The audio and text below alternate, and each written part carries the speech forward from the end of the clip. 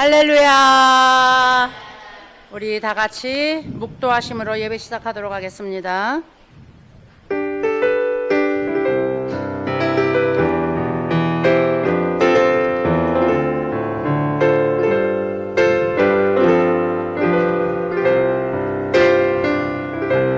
다 같이 신앙 고백 드립니다.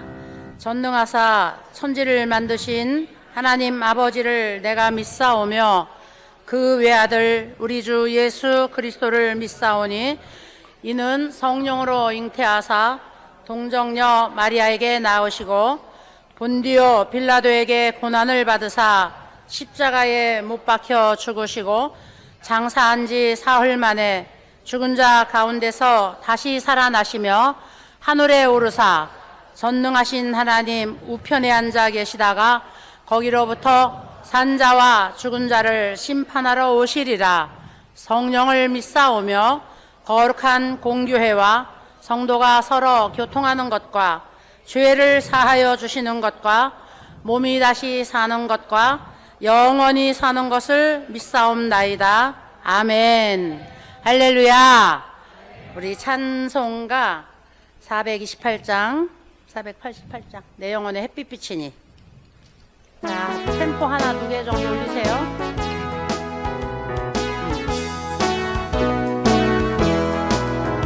내 영혼의 햇빛 비치니 주 영광 찬란해.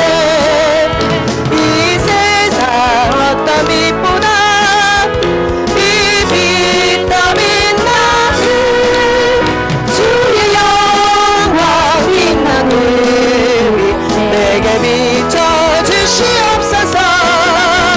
그 밝은 얼굴 배울 때 나의 영혼 기쁘다. 내 영혼에 노래 있으니 주 찬양합니다. 주 귀를 기울이시사 나 듣고 계시니 주의 영광 빛난 그 빛 내게 비춰주시옵소서. 그 밝은 얼굴 배울 때 나의 영혼 기쁘다. 내 영혼에 봄날 내어서 주 함께 하실 때 그 평화 내게 깃들고 주인은 꽃피네. 주의 영광 빛난 그 빛 내게 비춰주시옵소서. 그 밝은 얼굴 배울 때 나의 영혼 기쁘다. 내 영혼에 희락이 있고 그 소망 넘치네. 주 예수 복을 주시고 또 내려주시니 주의 영광 빛난 그 빛 내게 비춰주시옵소서. 그 밝은 얼굴 배울 때 나의 영혼 기쁘다. 김일석 실장님 기도해 주시겠습니다.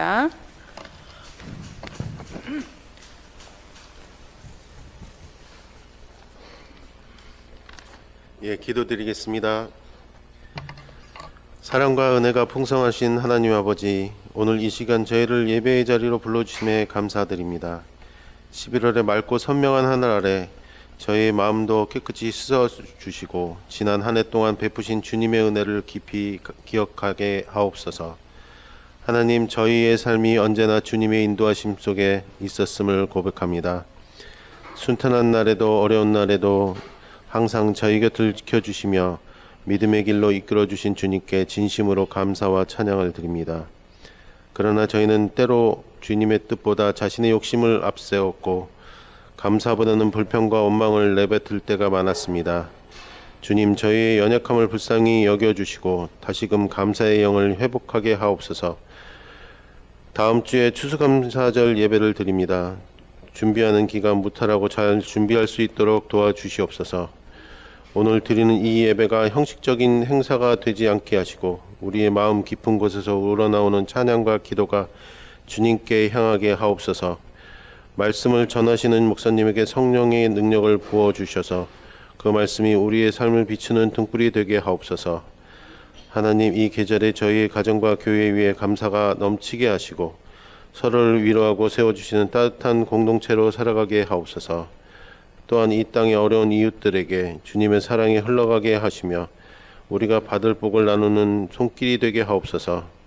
오늘 예배 가운데 임재하셔서 모든 어르신들과 선생님들이 주님 안에서 참된 평안과 기쁨을 누리게 하시고 감사의 고백이 우리의 일상 속에서도 이어지게 하옵소서. 모든 영광과 찬양을 주님께 올려드리며 예수 그리스도 이름으로 기도드립니다. 아멘.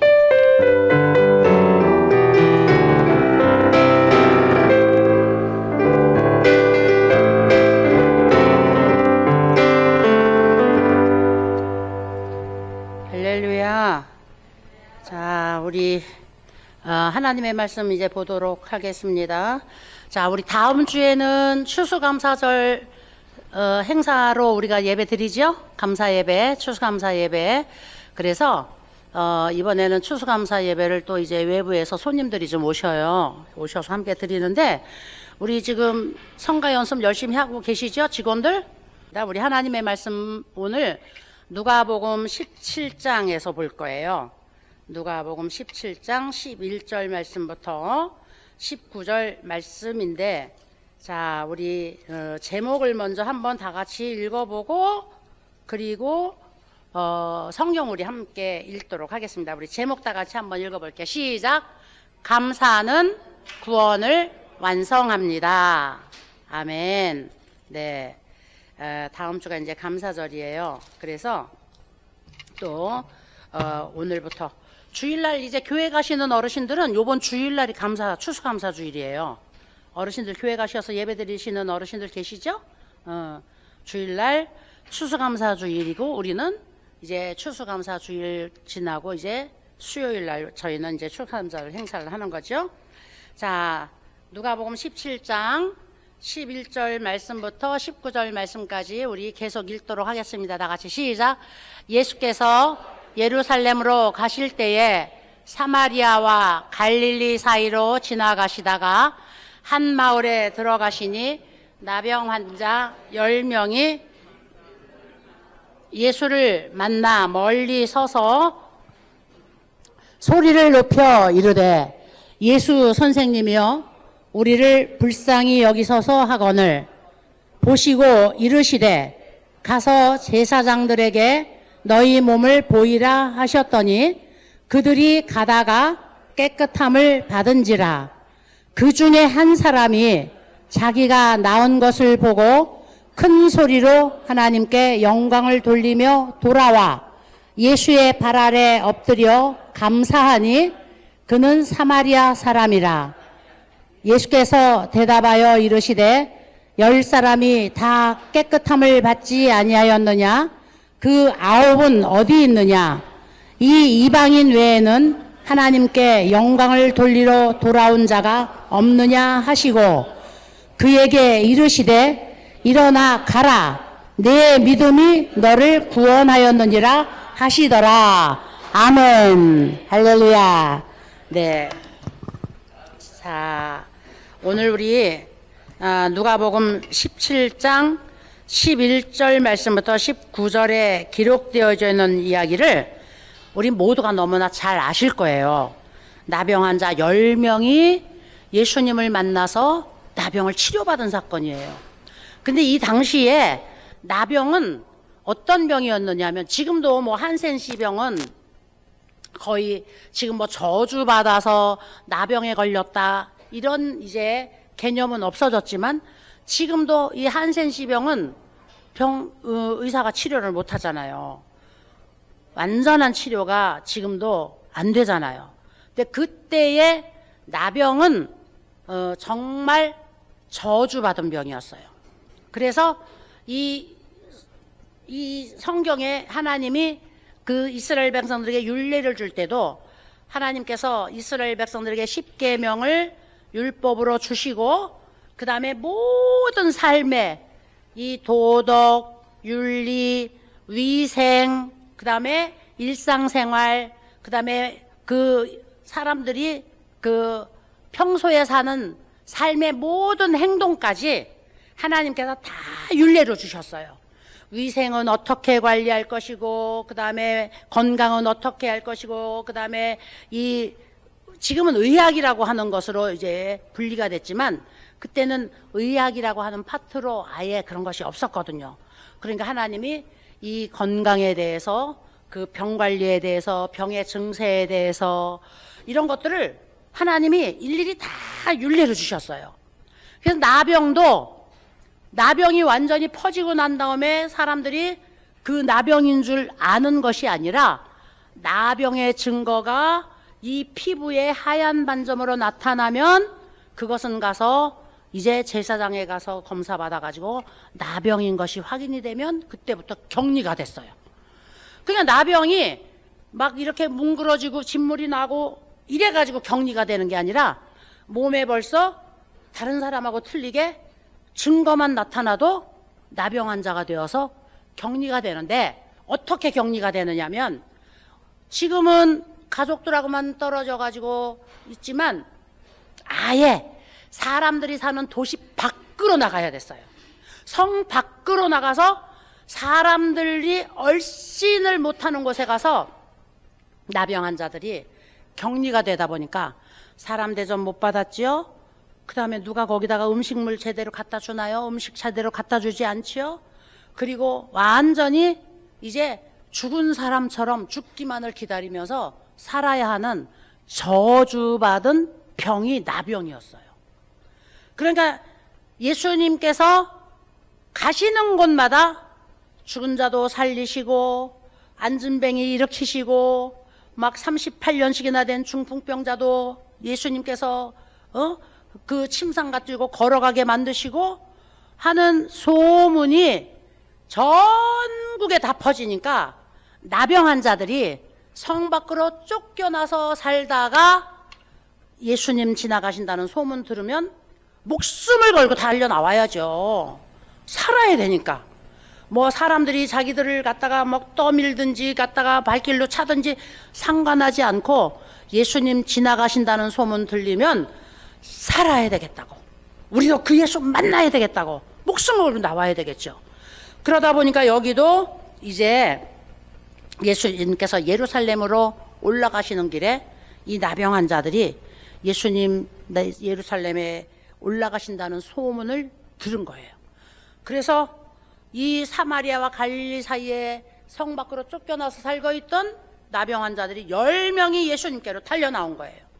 10명이 예수님께 달려나와서 그 예수님 앞에 나병 환자들이 오니까 예수님이 가장 불쌍하게 여기고 가장 긍휼하게 여겨야 할 대상이 나병 환자였거든요. 다른 환자들은 그냥 죽은 것처럼 살아도 가족들하고 살 수 있었고 사람들 옆에서 살 수 있었는데, 이 나병 환자는 가족은커녕 이 일반 사람들은커녕 가족까지도 그 나병 환자를 받아줄 수 없으니까 아예 성 밖으로 쫓아내서 버림받은 사람들이니까 예수님이 무조건 이 10명의 문둥병자들을 고치신 거예요. 문둥병자들을. 예수님께서 이제 깨끗하여졌으니까 가서 제사장에게 보이고, 왜냐하면 나병 환자들은 격리가 될 때 제사장이 격리를 시킨 것이기 때문에 치료가 되면 우리가 의사에게 가서 암 이제 깨끗하게 치료되었고 완치되었습니다. 5년 지났습니다. 이제는 암이 이제는 사라졌습니다. 그리고 판정받듯이 이 나병 환자도 치료받았으면 그 다음에 그 제사장에게 가서 치료받은 증거를 다 보이고 제사장이 오케이 이제 식구들하고 같이 살아도 돼, 그래야 들어오는 거였거든요.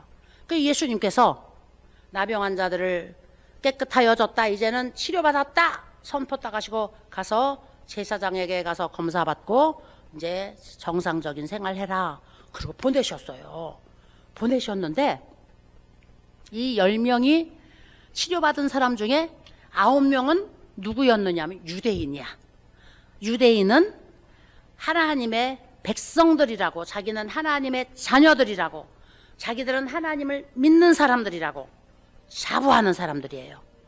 그리고 그 중에 한 사람만 누구냐 하면은 이방인이에요. 사마리아 사람. 사마리아에는 복음도 들어가지 않고, 사마리아에는 이제 우리 선민이 아니라 그래서 율법도 그들에게는 가르치지 않고 예배도 못 드리게 하고 쫓아냈던 이방인이 사마리아 사람들이에요. 그런데 그 사마리아 사람들도 우리도 이스라엘 사람이야, 우리도 아브라함의 자손이야, 이렇게 생각하는 사람들이 있어서, 똑같은 민족이었거든요. 이렇게 생각하는 사람들이 있어서 자기네들끼리 그쪽에서 예배드리기를 원했던 사람들도 있지만, 오늘 여기 성경에 보니까 이 유대주의자 하나님을 믿는 9명은 치료를 받고, 그 다음에 감사도, 그 다음에 하나님을 찬양하는 것도, 그리고 그 예수님께 인사하려고 하는 것도 완전히 까먹어버린 사람들이죠. 치료받았으니까, 이제 나도 이제 문둥병이 다 치료되고 나도 이제 건강한 사람이 됐으니까 이제 아무것도 걱정이 없어, 무서울 게 없어. 그리고 얼른 자기 삶 속으로 뛰어들어가는 것이 우선이었던 사람들이에요. 그런데 그 중에서 이 사마리아 사람 이방인, 하나님을 알지 못하고 예수님을 알지 못했던 이 이방인은, 그분이 메시아라고 하는 그분이 깨끗하게 치료해 주셨거든요. 그러니까 그 치료받았다고 선포받는 순간에 오늘 성경에 보니까 이 사람이 큰 소리로 하나님을 찬양하고 감사했다 그랬어요. 하나님을 찬양하고, 하나님 감사합니다, 그리고 이렇게 죽을 나를 하나님이 다시 살려주셨다고 막 그 하나님을 찬양하고 그 하나님께 감사하고, 그리고 이 이방인 사마리아 사람 한 문둥이는 얼른 누구에게 달려왔는? 예수님께 다시 달려온 거예요. 예수님이 예루살렘으로 올라가시던 길이었으니까 그 길을 향하여서 다시 내려가면, 그러면 예수님을 길에서 만날 수가 있다 생각을 하고 막 달려와서 예수님께 찾아와가지고 예수님 발 앞에 엎드려서 예수님께 감사하는 장면이 오늘 여기 성경에 나오는 거잖아요. 근데 가장 중요한 것이 무엇이냐면은, 예수님께서 이 한 사람 이방인이 와서 이제 예수님께 감사하는 것을 보고, 아니 내가 10사람 문둥이를 내가 치료했는데 10사람 문둥이를 9은 어디 갔냐? 그 유대인 9명은 어디 갔느냐? 자칭 하나님의 백성이라고 하는 9명은 어디로 갔느냐? 그리고 이 이방인 한 사람밖에 감사할 수 있는 사람이 없었더냐? 그리고 예수님께서 이 감사하지 못하는 9명에 대해서 예수님께서 책망하는 장면이 나와요. 그리고 이 이방인이었는데, 하나님을 알지 못하는 사람이었는데 메시아라는 소문을 듣고 10명과 함께 어울려서 그 치료를 받은 사마리아 사람이 예수님께 나와서 감사합니다, 치료해 주셔서 감사합니다, 살게 해주셔서 감사합니다, 오늘 내가 있게 해주셔서 감사합니다, 얼마나 감사를 했겠어요. 그랬더니 예수님께서 그 사마리아 사람에게 무엇이라고 말씀하세요? 그에게 이르시되 일어나 가라, 내 믿음이 너를 구원하였느니라. 할렐루야. 그래서 감사는, 그 감사는 말 한마디로 끝나고 그 다음에 감사는 순간으로 끝나는 것이 아니라, 감사는 믿음의 열매를 가지고 온다는 것을 오늘 예수님께서 우리에게 가르쳐 주시는 거예요. 믿음이 없으면 감사 생활을 할 수가 없는 것이고, 그 다음에 믿음은 감사를 통하여서 구원을 완성하는 것을 오늘 예수님께서 말씀해 주셔서요. 가라, 일어나 가라, 내 믿음이 너를 구원하였느니라. 이제 다시는 너는 문둥병에 걸릴 걱정도 하지 말고, 다시는 너는 이제 죄 때문에 죽을 염려도 하지 말고, 다시는 너는 이제 내가 어떻게 해야 구원을 받을 수 있을까 고민도 하지 말아라. 내 믿음이 너를 구원하였으니 이제 아무 걱정하지 말고 일어나서 가라. 예수님께서 선포를 해주셨어요. 그런데 제가 이제 전에 그 여의도 순복음교회에서 목회를 할 때에 특별히 하나님이 저를 누구하고 많이 만나게 해주셨냐면 무당들하고 많이 만나게 해주셨어요. 그래서 제가 그 당시에 장안에 1990년도에 장안에 이 대한민국에서 2등, 3등 막 이렇게 나가는 무당들을 제가 그때 전도하고 그다음에 그 무당들을 제가 회심시켰던 그런 적이 있거든요. 그런데 대한민국에서 2등 가는 무당이, 이 무당은 너무너무 신기도 충만하고 너무 구술 잘해가지고 이 무당을 한번 부르려고 하면 돈도 다른 무당들의 10배래요. 무당도 급수가 있어가지고 그 돈이 차이가 엄청나더라고요. 근데 저는 제가 어렸을 때 우리 아버지가 그렇게 미신을 믿었어요. 그렇게. 지금 저를 보면은 아이고 우리 원장님은 막 건강해가지고서 그냥 병도 안 생기겠어. 그렇게 보이시죠? 근데 어렸을 때는 얼마나 제가 병약했는지 그냥 가다가 키는 커가지고 뼈대는 이렇게 길어가지고 그냥 약하니까 가다가 맨날 넘어져가지고 무릎이 맨날 이만하게 까져가지고 있고 그냥 가다가 핑 넘어지고 제가 그렇게 약골이었어요. 어렸을 때는요. 초등학교 때는.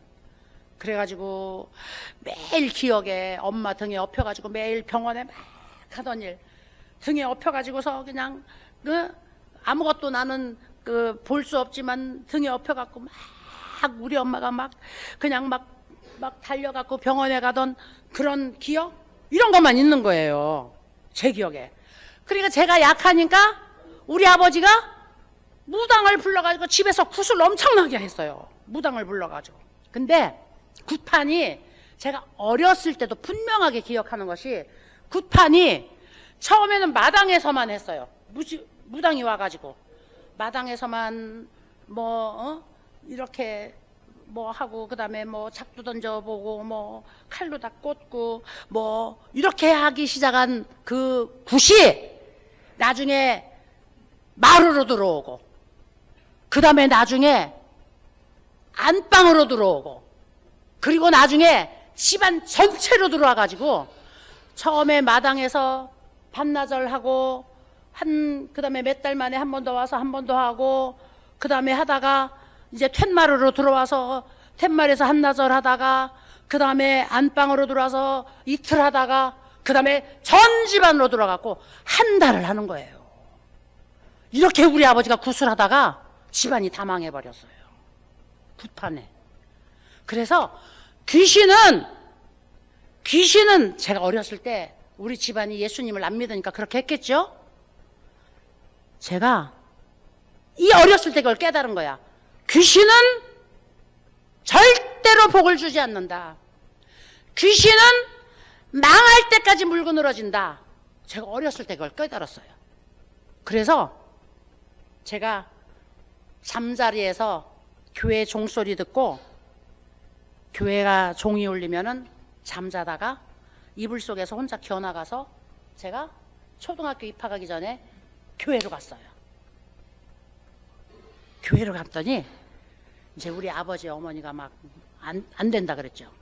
착한 어린이는 이렇게 잠자다가 이부자리도 정리하지 않고 씻지도 않고 이렇게 몰래 빠져나가는 그런 아이는 하나님도 예배당에서 안 받아준다? 그리고 막 저한테 막 야단치고 그랬어요. 제가 어렸는데 귀신은 절대로 복을 주지 않는다. 귀신은 망할 때까지 물고 늘어진다. 제가 그걸 확실히 알았어요. 그래서 제가 무당을 상대하는 일을 제가 주의 종이 되고 나서 무당을 상대하는 일을 하나도 안 무섭게 생각했어요. 무당을 제가 전도해가지고 막 그냥 무당 신당 이만큼 되는 그거를 다 막 그때는 1990년대는 우리나라가 아무 데서나 불을 태워도 됐어요.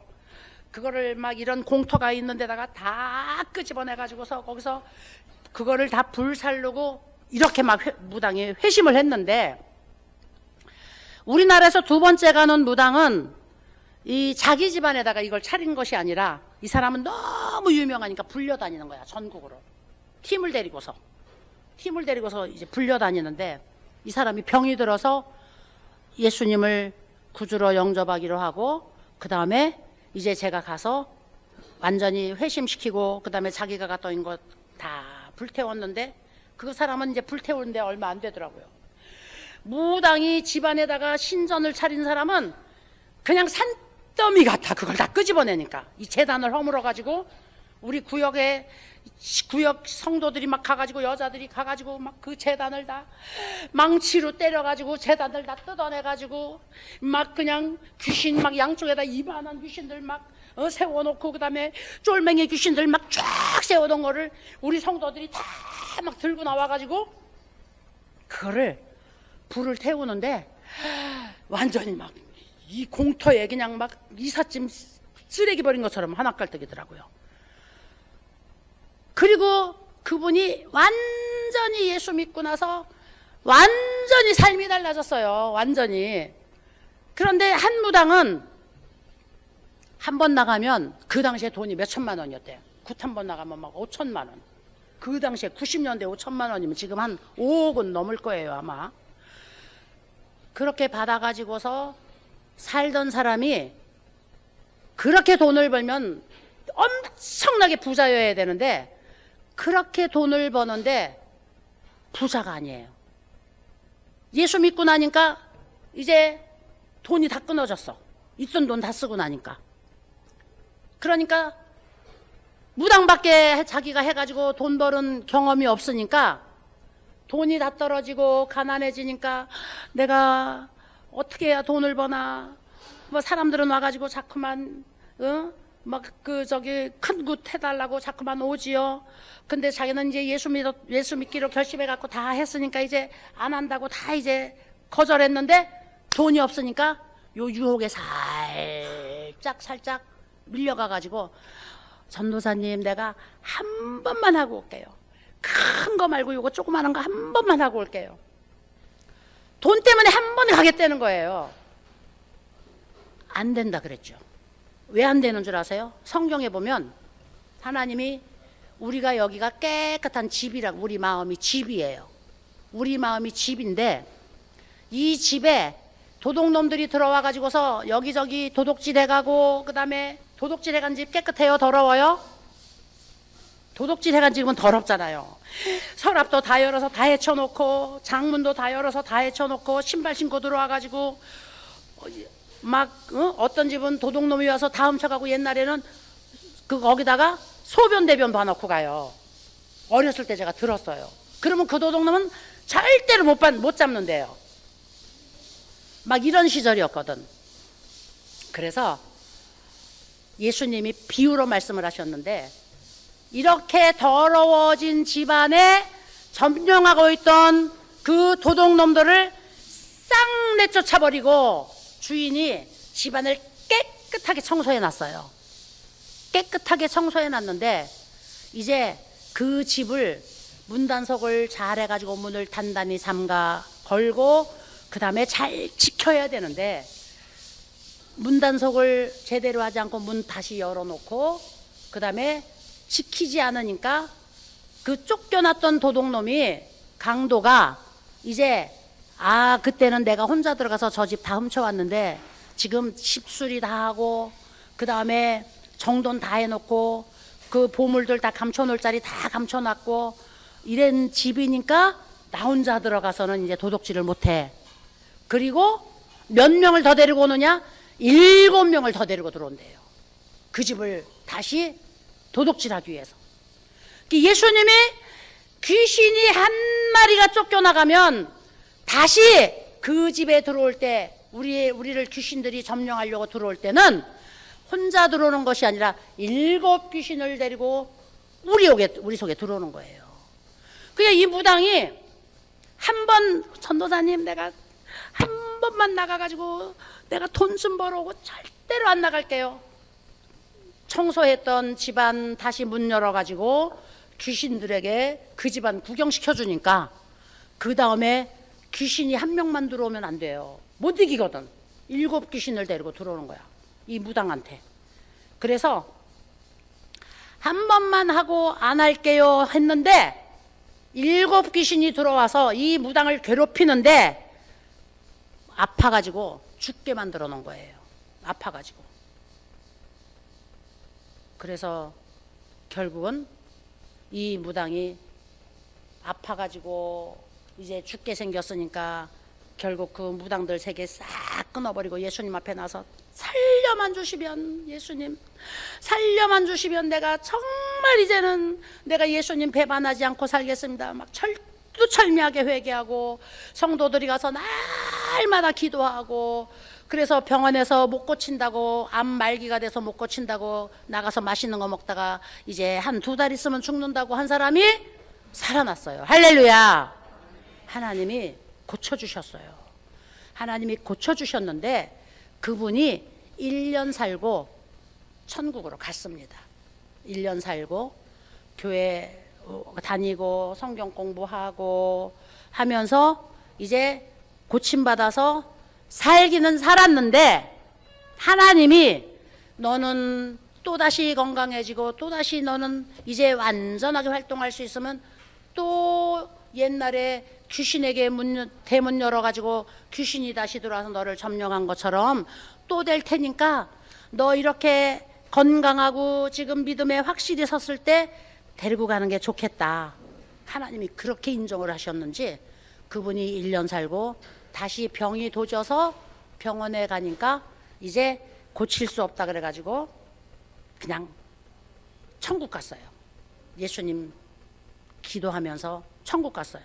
무슨 말씀을 드리느냐 하면은, 우리는 오늘 우리가 구원받았다고 이 구원을 지금 완성할 수는 없는 거예요.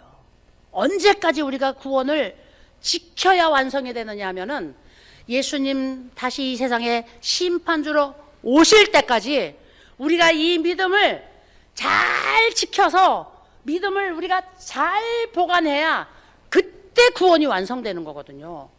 근데 사람들이 나 예수 믿어가지고 이제 교회 가서 예배 드리니까 나는 이제 그냥 죄 지어도 되고, 그 다음에 나는 잘못해도 되고, 하나님이 다 용서해 주신다 그랬으니까 그렇게 해도 돼. 우리가 이렇게 생각을 해요. 이렇게. 근데 아니거든요. 이 귀신은 언제든지 우리를 도적질하고 죽이고 멸망시키려고 호시탐탐 노리고 있거든요. 호시탐탐.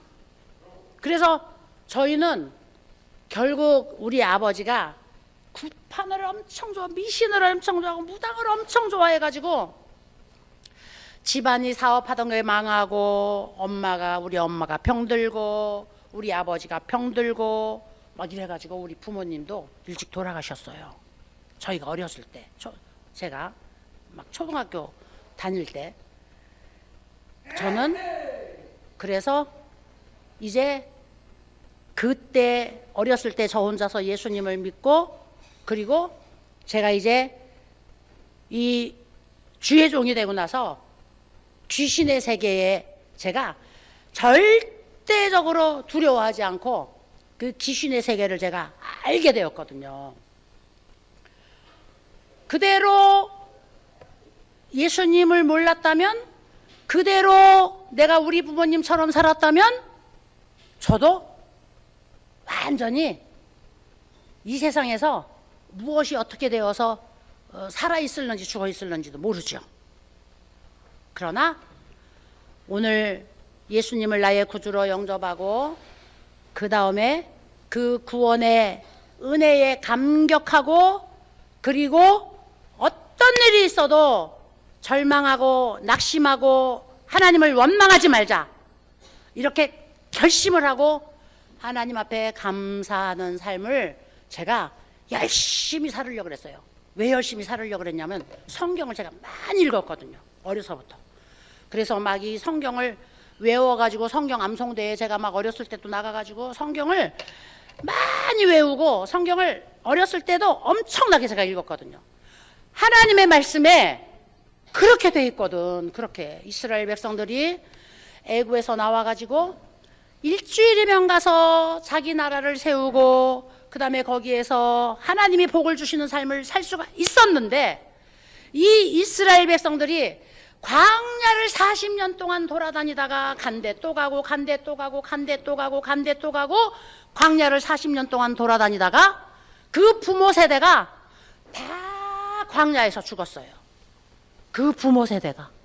그리고 이 세대들만, 자녀들 세대만 하나님이 기다렸다가 그 자녀들만 가나안 땅으로 데리고 들어가셨어요. 원인을 성경에 뭐라고 기록을 하고 있느냐? 순종하지 않고 감사하지 않았기 때문이다. 이렇게 기록을 하고 있는 거예요.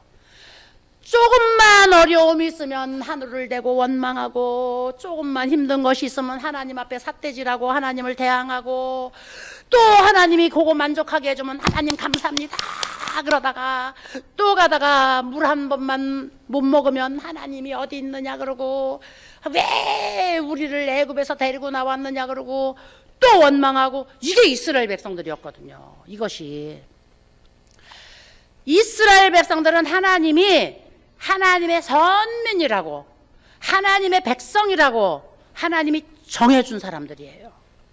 정해준 사람들인데도 이 사람들이 순종하지 않고 감사하지 않으니까 하나님께서 광야에서 그냥 죽여버리시는 거예요. 바뀌어지지 않으니까. 그리고 그 불순종과 그 불신앙으로 똘똘 뭉쳐진 부모 세대는 다 죽여버리고 그 자녀들 세대는 하나님이 다시 가르쳐서 다시 고쳐서 하나님이 사용하시려고 가나안 땅으로 데리고 들어가셨어요. 오늘 우리는 천국 가는 그날까지, 예수님이 이 세상 심판주로 오시는 그날까지 나는 예수 믿었으니까 이제 다 됐어, 이거 우리가 못하는 거예요. 왜 못하느냐? 우리를 끝까지 자기로 자기 종을 삼으려고 우리를 노리는 존재가 있거든요. 그 노리는 존재가 누군지 아시죠? 예수님 못 믿게 하고, 그 다음에 하나님의 축복을 방해하고, 하나님 앞에 축복받아서 천국 백성 되는 것을 시기 질투해가지고 그 길을 못 가도록 가로막으려고 하는 사탄의 세력들이 있다는 것이거든요. 그러니까 예수님께서 이 10문둥이 중에 9문둥이는 다 예배드리고 그 다음에 율법을 공부하고 하는 사람들이었지만 그 사람들이 와서 하나님께 감사하지 않는 삶을 걱정하신 거예요.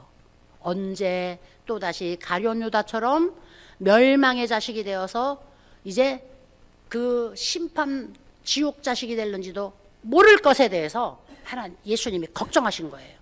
근데 이 사마리아 사람은 예수님을 모르는 사람이 예수님을 만나자마자 예수님 앞에 감사하는 것을 배워서 그 감사로 제사를 드리고 있잖아요. 그러니까 예수님께서 걱정하지 말아라, 이제는 일어나서 가라, 내 믿음이 너를 구원하였다. 너는 절대로 이제 다시 죽을 일, 다시 멸망할 일, 다시 심판받을 일 없는, 너는 구원받은 하나님의 자녀가 되었어.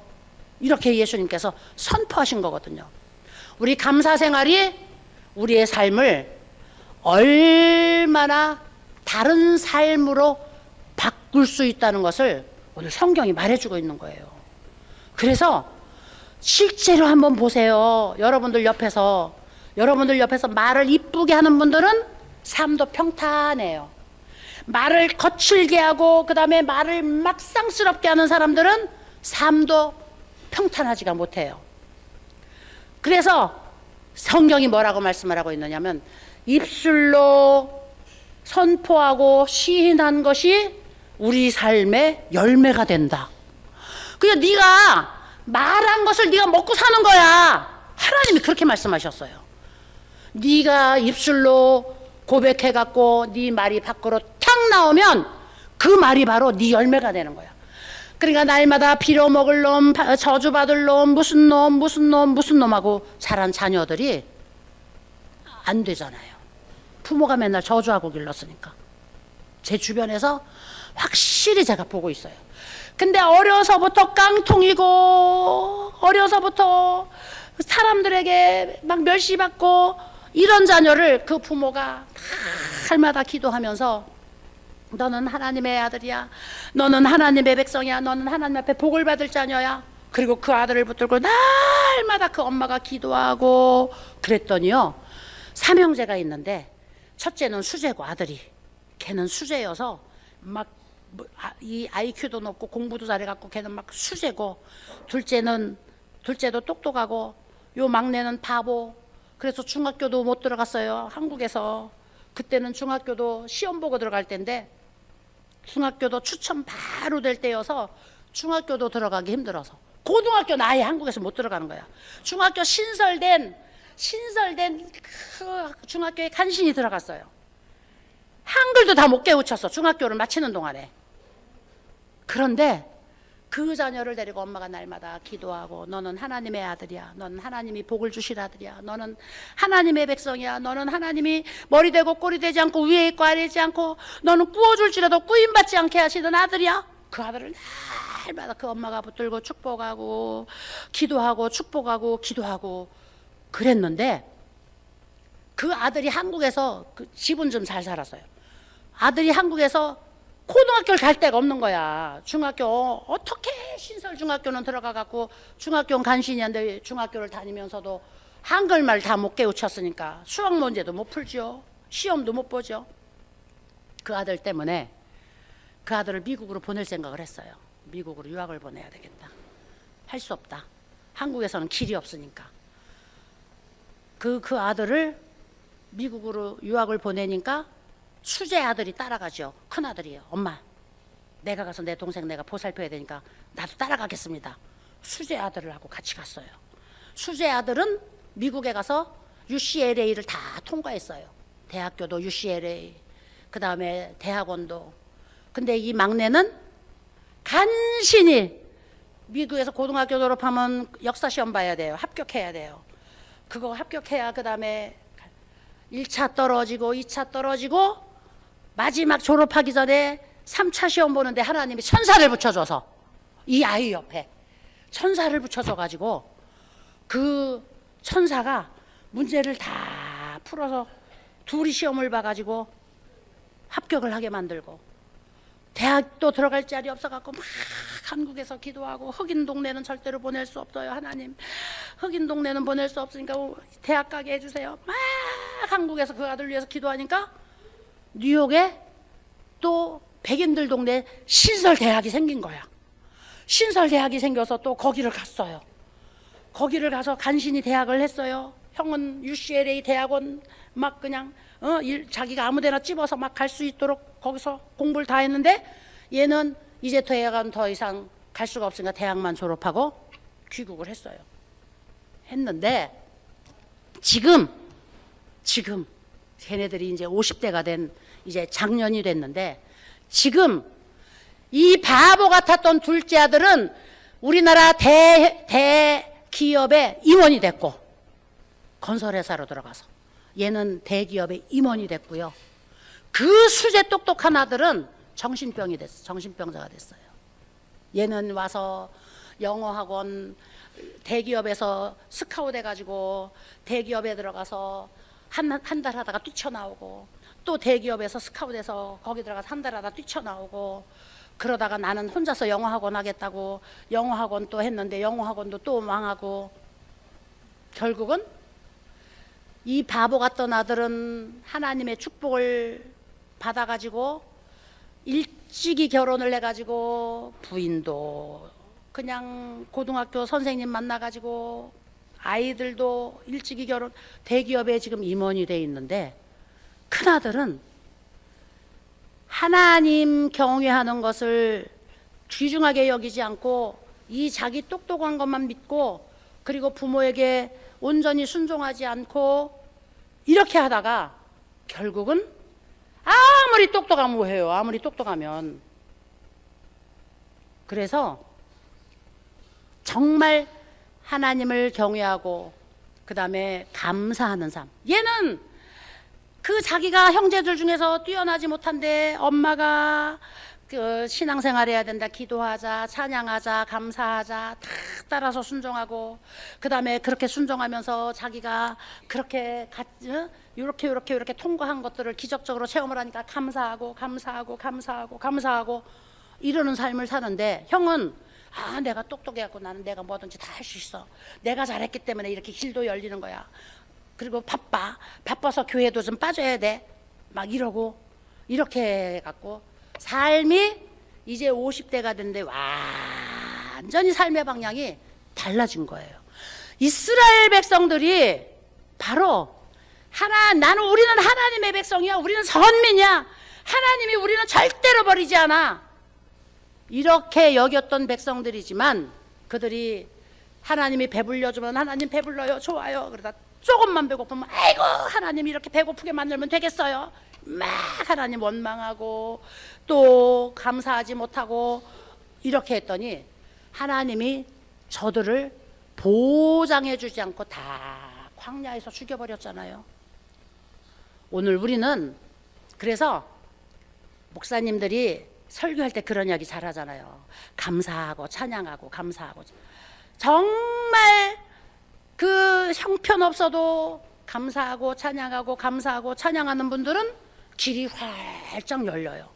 그런데 이 감사할 줄 모르고 남 칭찬할 줄 모르고, 특별히 남을 칭찬할 줄 모르고, 다른 사람을 격려할 줄 모르고, 그래서 여기서도 어르신들 내가 보면 우리 선생님들이 어르신들 걱정해주고 염려해주느라고 이렇게 어르신들께 몇 마디 건네면 아유 필요 없어요, 아유 나 그렇게 안 해줘도 돼요, 막 이러는 어르신들이 계세요.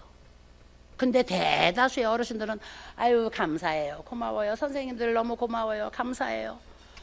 실제 감사하지 않아도 감사해요 하다가 보면 이 삶이 정말 감사거리가 넘쳐나는 풍성한 삶이 돼요.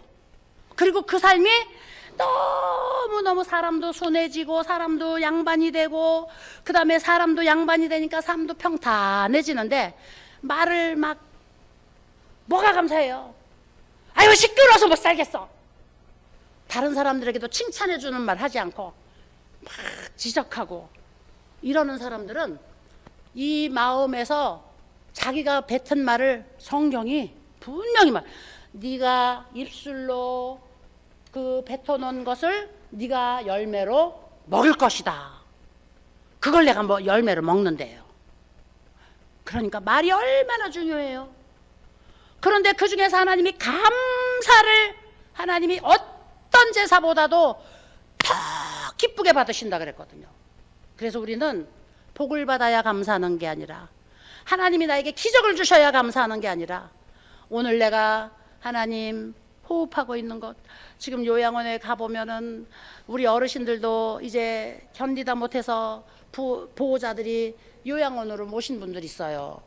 요양원에 가시자마자 그분들이 몸이 다 형편없이 돼갖고 침대에서 못 일어나는 그런 분들이 되신 거예요.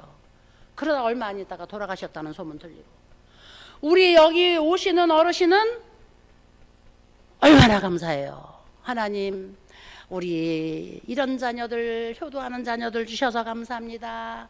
우리 아들, 딸 감사합니다. 우리 자부 며느리 감사합니다. 우리 손주들 감사합니다. 하나님 내가 이렇게 두 다리가 있어서 움직일 수 있으니 감사합니다. 하나님 내가 숨 쉴 수 있으니 감사합니다. 내가 호산나에 나와서 이렇게 좋은 친구들과 교제할 수 있으니 감사합니다. 얼마나 감사거리가 많아요. 할렐루야. 그래서 우리 어르신들은 이제 감사하세요. 감사하면은 이 감사가 부풀려져 가지고 그냥 크다 눈사람 요만한 거 주먹만하게 만들어서 눈 위에다가 궁 굴리면 이만하게 부풀려지잖아요. 감사가 바로 이런 거더라고요. 할렐루야. 하나님께서 감사로 제사하는 우리 호산나 데이케어 어르신들을 100살까지 건강하게 사시게 하실 줄 믿습니다. 할렐루야. 그래서 우리 감사절기에만 우리가 감사를 기억할 것이 아니라 이 이방인이지만 한 번 받은 그 은혜가 너무 감사해서 예수님께 달려나와 그 발 아래 엎드려서 예수님께 감사하고 하나님을 찬양하고 소리 높였던 이 사람이 완전한 구원을 선물로 받은 것처럼, 할렐루야. 오늘 우리도 나는 하나님을 믿는 사람이야, 나는 권사야, 나는 장로야, 나는 어려서부터 예수 믿었어, 나는 오늘도 아무개 교회를 나가, 이렇게 해도 9명은 어디 갔느냐? 예수님이 책망하는 사람이 되면 소용이 없다는 것이죠. 우리는 오늘 내가 예수님 만났어도 그 예수님의 은혜가 너무나 감사하여서 그것을 앞에 와서 고백하고 소리 높여서 하나님을 찬양하고, 이렇게 하면 모든 사람들이 그걸 다 아는 거거든요. 모든 사람들이. 이런 우리 약한 분도 약하지만 감사하고, 그 다음에 한쪽이 내가 마비가 돼갖고 정말 죽고 싶지만 하나님 완전히, 우리 송수님 어르신, 하나님 나 완전히 마비돼갖고 방에 누워있었으면 어떡할 뻔했어요. 이렇게 움직이게 해주시니 할렐루야 감사합니다 해보세요. 할렐루야. 박수 좀 쳐드립시다 우리. 네. 그러면 이제 이 감사가 눈덩이처럼 부풀러 가지고 정말 하나님이 주시는 커다란 축복으로 우리에게 되돌아올 줄로 믿습니다. 저도요, 고집이 세고 아집이 세고 교만이 세가지고 저도 쉽게 신앙생활을 안 했어요.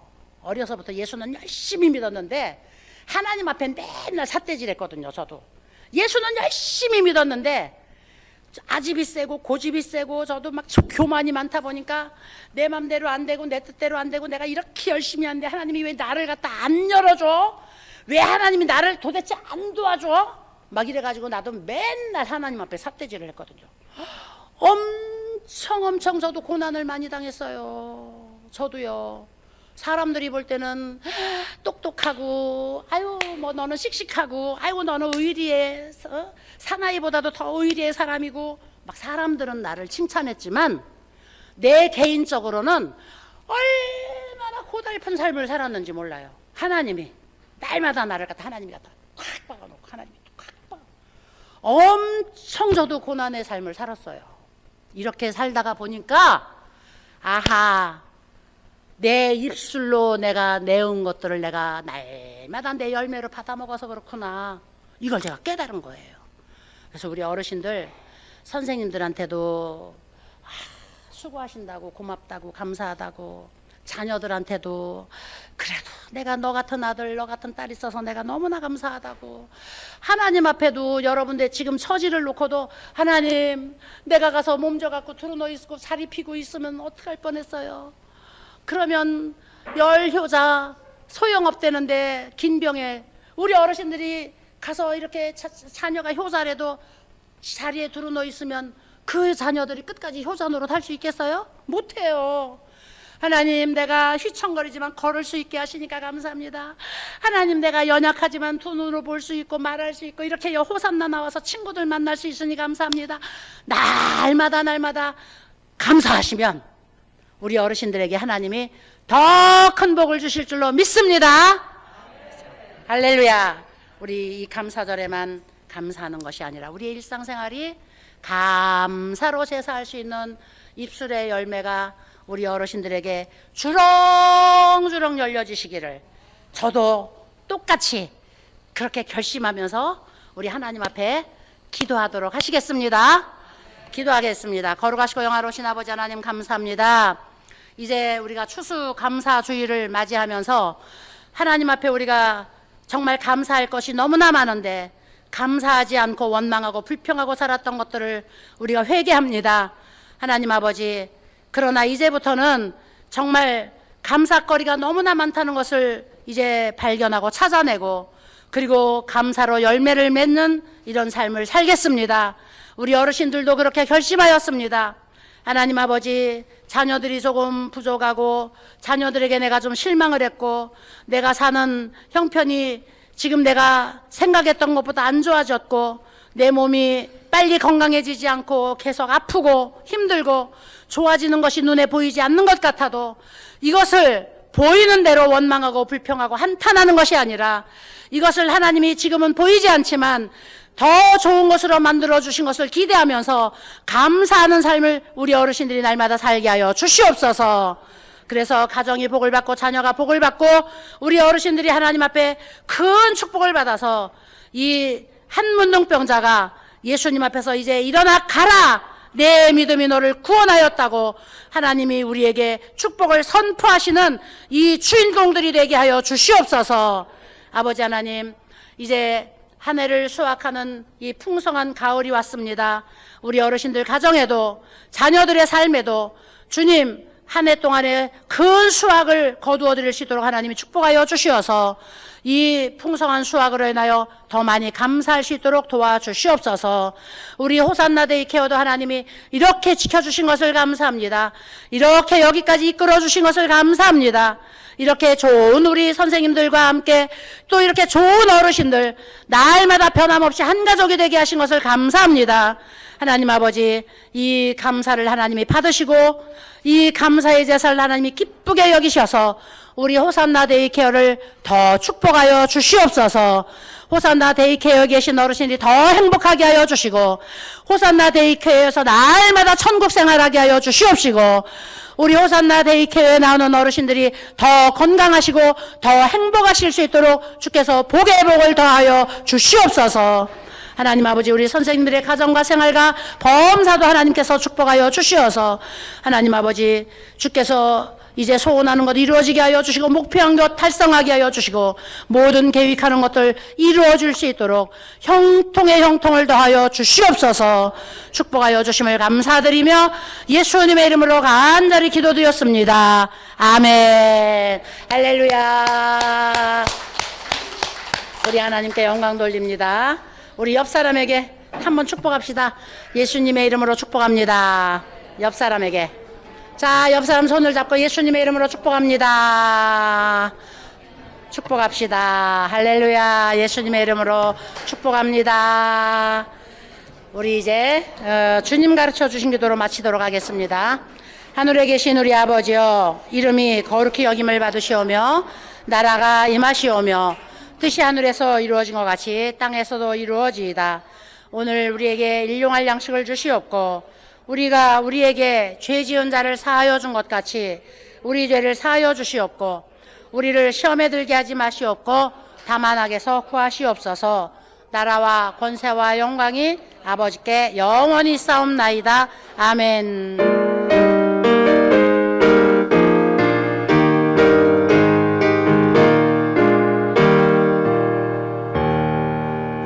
할렐루야. 수고하셨습니다. 자, 우리 자리 이동하시면서 세 사람 이상하고 인사하십시다. 예수님의 이름으로 사랑하고 축복합니다. 우리 선물 주도록 합시다.